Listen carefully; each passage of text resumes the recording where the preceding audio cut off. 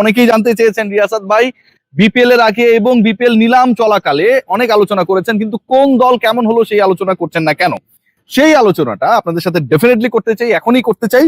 তার আগে শুধু একটা কথাই বলতে চাই যে যে ট্যাগলাইনটা আপনারা দেখেছেন যে মুশফিক মাহমুদুল্লাহ শেষ পর্যন্ত কিভাবে দল পেলেন, মাথার ভেতরে কি ঘুরছিল এবং শেষ পর্যন্ত এই দুই ক্রিকেটার কি বঞ্চিত হলেন কিনা। কারণ রাজশাহীর কোচ হান্নান সরকার উল্লেখ করেছেন যে এর থেকেও বেশি দামে তারা মুশফিককে কেনার জন্য রাজি ছিলেন, এবং রংপুর রাইডার্স এর সিইও এবং একই সাথে টিম ডিরেক্টর তারা দুজনেই বলেছেন যে মুশফিক মাহমুদুল্লাহ ডিজার্ভস মোর।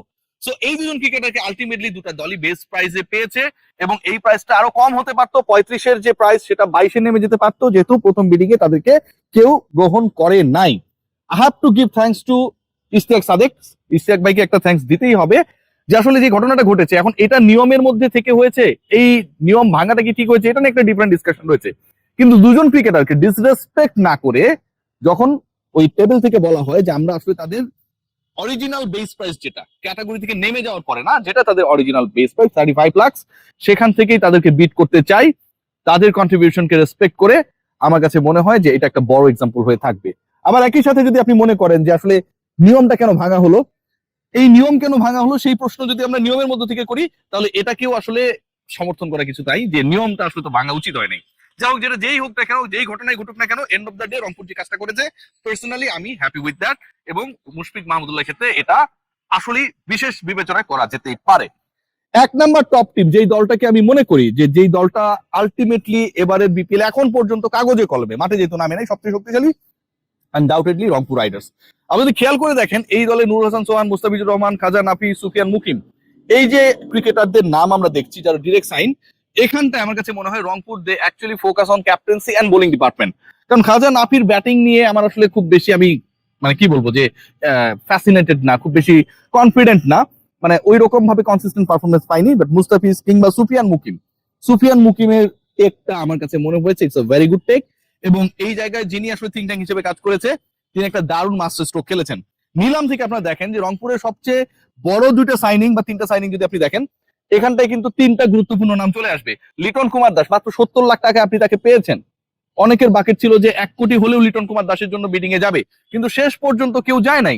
লিটন কুমার দাস ক্যাপ্টেন হিসেবে রোল প্লে করতে পারেন, কিপার হিসেবে রোল প্লে করতে পারেন, টপ অর্ডার ব্যাটিং ডিপার্টমেন্টে তিনি কন্ট্রিবিউট করতে পারেন। ক্যাপ্টেন্সি নুরুল হাসান সোহানি করবে, কিন্তু মাঠে আলটিমেটলি অনেক ক্ষেত্রে এই হেল্প গুলো দরকার হয়। বরিশাল কেন টানা দুবার চ্যাম্পিয়ন হয়েছে? কারণ মাঠে তামিম ইকবাল ছিলেন, মাঠে মুশফিকুর রহিম ছিলেন, মাঠে মাহমুদুল্লাহ রিয়াদ ছিলেন। এই যে এক্সপেরিয়েন্স ক্যাম্পেইনাররা যখন একটা দলে খেলেন, তখন কিন্তু যে কোনো সিচুয়েশনে, যে কোনো মোমেন্টাম চেঞ্জিং এর যে ইস্যুস গুলো আসে, তখন কিন্তু ডিসিশন মেক করাটা ইজিয়ার হয়ে যায়।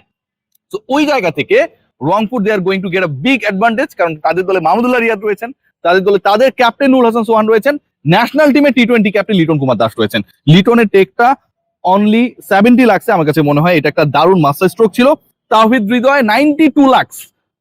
হৃদয়ের পারফরমেন্স নিয়ে অনেক আলোচনা রয়েছে, সমালোচনা রয়েছে, ভালো রয়েছে, মন্দ রয়েছে, but end of the day BPL এ গত 3-4টা সিজনে যদি আপনারা দেখেন, Towhid Hridoy is a bigger performer. Sylhet যে দলটা ছিল, সিলেট স্ট্রাইকার্স, সেখান থেকে হৃদয়ের পথ চলা শুরু হয়েছিল। এরপরে তিনি কুমিল্লার পার্ট হয়ে গিয়েছিলেন, এন্ড দেন লাস্ট বিপিএল এ তিনি খেলেছেন বরিশালের হয়ে। সবশেষ 3টা বিপিএল এ তাওহিদ হৃদয়ের ব্যাটে রান ছিল।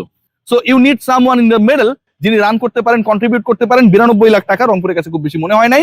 তাওহিদ হৃদয়ের পিক আমার কাছে মনে হয় এখানটা একটা দারুণ master stroke.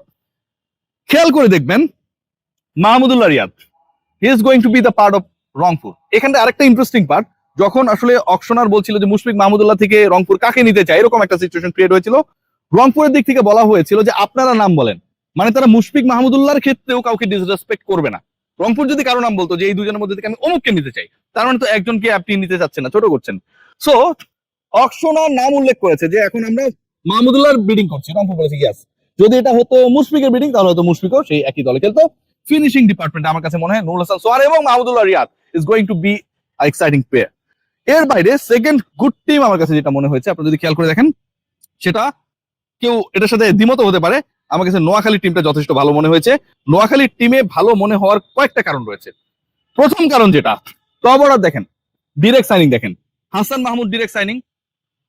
You need someone pace bowling ডিপার্টমেন্টে এরকম যে ন্যাশনাল টিমে বিভিন্ন সময় সার্ভিস দিয়েছে, কনফিডেন্স রাখতে পারেন। Season campaigner Hasan Mahmud. সৌম্য সরকার এবারে বিপিএল খুব ভালো খেলবে। Johnson Charles, Kusal Mendis. দেখেন, সৌম্য সরকার, জনসন চার্লস, কুশল মেন্ডিস, যে কোনো দলকে ডিস্ট্রয় করে দেওয়ার জন্য, ইভেন সেটা যদি রংপুর হয়, ইনাফ। এই তিনজন cricketer, just imagine, Soumya Sarkar, Johnson Charles, Kusal Mendis, ভয়াবহ। বোলিং ডিপার্টমেন্ট আমি বললাম যে হাসান মাহমুদ রয়েছে আগে থেকেই। খেয়াল করে দেখুন পরবর্তীতে যারা রয়েছেন, মাহিদুল ইসলাম রয়েছেন, পারফরমেন্স নিয়ে সমালোচনা করতে পারেন, লাস্ট বিপিএল এ পারফর্মার, ফিনিশিং এ 174 স্ট্রাইক রেটে ব্যাট করেছিল। জাকের আলী অনেক রয়েছেন, বিপিএল এ তো রান টান করেন, যে কারণে বিপিএল এর পারফরমেন্স দিয়ে ন্যাশনাল টিমে তিনি ঢুকে গিয়েছিলেন, তাকে নিয়ে সমালোচনা আছে। বাট এর থেকেও বড় পিক আমার কাছে মনে হয়েছে হাবিবুর রহমান সোহান। হাবিবুর রহমান সোহান ইজ এ গাই যিনি সময় পিক ফর্মে রয়েছেন, রেকর্ড করা সেঞ্চুরি করেছেন। তিনি থার্ড হাইয়েস্ট রান গেটার ছিলেন সবশেষ যে এমার্জিং এশিয়া কাপ হলো, এবং সেই টুর্নামেন্টে সেকেন্ড হাইয়েস্ট সিক্স সিটার, সবচেয়ে বেশি 22টা মেরেছিল বৈভব সূর্যবংশী। আমাদের দেশের সোহান, হাবিবুর রহমান সোহান, হি স্কোরড, হি হিটেড 21 সিক্সেস। সো আমার কাছে মনে হয় হাবিবুর রহমান সোহানকে 50 লাখ টাকায় তারা দলে ফিরিয়েছে।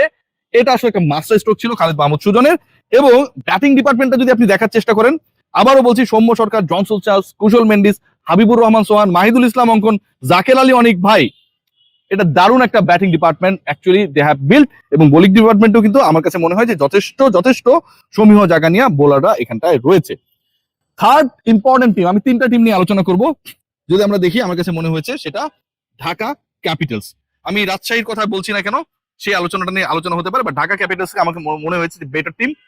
এখানকার সবচেয়ে ইন্টারেস্টিং পার্ট যেটা, নাসির সাব্বির ঢাকায় খেলছে। মানে আপনাদের ক্রিকেটের সাকিব আশরাফুলদের পরে যদি কোনো প্রেম থাকে বাংলাদেশের মানুষের, সেটা নাসির এবং সাব্বির।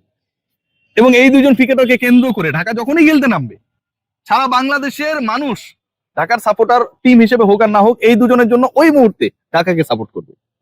এই দলে তাসকিন আহমেদ রয়েছেন, নাসির, সাব্বির, তাসকিনের মতো ক্রিকেটার রয়েছেন অ্যালেক্স হেলস, অনেক কিছু ঘটাতে পারে, রয়েছেন শামীম হোসেন পাটোয়ারি, ক্লিনিক্যাল রোল শেষের দিকে, রয়েছেন আপনাদের সাইফুদ্দিন। ব্যাটিং ওয়াইজ এবার চিন্তা করেন, নাসির, সাব্বির, হেলস, শামীম, সাইফুদ্দিন লাস্ট ম্যাচটা কিভাবে জিতেছিল ইউ অল নো। সো আমার কাছে মনে হয় 68 লাখ টাকার সাইফুদ্দিন, 56 লাখ টাকার শামীম হোসেন পাটোয়ারি, কিংবা এখন পর্যন্ত যাদের প্রাইসটা আমরা জানি না, direct signing, those cricketers, they could play a very very vital and significant role for Dhaka Capitals. রাজশাহীর টিমটা আমার কাছে ভালো লেগেছে, আবার ভালো লাগে নাই। নাজমুল হোসেন শান্ত, সাহিবজাদা ফারহান, মোহাম্মদ নওয়াজ, মোটামুটি পাকিস্তানিদের উপর একটা বড় ভরসা করার চেষ্টা করা হয়েছে। শান্তর টি-20 ফর্ম কি হয়, I am doubtful on that. Tanzid Hasan Tamim, good pick. Mushfiqur Rahim, Mahmudullah রিয়াদের উপর আপনি যতটা রিলাই করতে পারবেন, মুশফিকুর রহিম ডেফিনেটলি গুরুত্বপূর্ণ ক্রিকেটার, কিন্তু মুশফিক কতটুকু ডেলিভার করতে পারবে সেটা নিয়ে আই হ্যাভ ডাউট। আকবর আলীর সবশেষ যে আসরটায় বাংলাদেশ খেললো এমার্জিং এশিয়া কাপ, সেই আসরে আকবর আলীর পারফরমেন্স খুব বেশি ভালো ছিল না। ইয়াসির চৌধুরী রাব্বিকে রাজশাহী কেন 44 লাখ টাকায় কিনলো, এই প্রশ্নের উত্তর আসলে আমার কাছে নেই। সো আমার কাছে যেটা মনে হচ্ছে যে জুনিয়র কিছু ক্রিকেটারকে তারা পিক করেছে যারা সিনিয়রদের চ্যালেঞ্জ জানাবে। সেখান থেকে আমাদের রিপন মন্ডল রয়েছে, টানা একই লেন্থে বল করতে পারে, ইয়র্কার লেন্থে বল করতে পারে, ম্যাচের মোড় ঘুরিয়ে দিতে পারে। এই জায়গায় ইন্টারেস্টিং পার্ট যেটা, সেখানটায় রয়েছে আমাদের আব্দুল গাফফারের মতো ক্রিকেটার, যেই ক্রিকেটার মানে বাংলাদেশের যখন যেভাবে খেলা হচ্ছিল, সেই খেলাগুলো আমরা যখন দেখছিলাম ইমার্জিং এশিয়া কাপে, তখন আসলে হি ওয়াজ আ ক্রিকেটার যিনি আসলে মনে হচ্ছিল যে সিচুয়েশন চেঞ্জ করার মতো। জিসান আলমের মতো একজন ক্রিকেটার রয়েছেন যিনি পুরোপুরি ম্যাচের সিচুয়েশন ক্রিয়েট করতে পারে। মেহরবের মতো একজন রয়েছেন যিনি ব্যাটিং বোলিং দুটাই ভালো করতে পারে। সো জুনিয়র ক্রিকেটার পিকিং এর জায়গায় আমার কাছে মনে হয় রাজশাহী মাস্টার স্ট্রোক মেরেছে, বাট এক্সপিরিয়েন্সড ওয়াইজ এই দলটাকে আসলে বাজি ধরার মতো না। অনেক বড় ডিসকাশন করে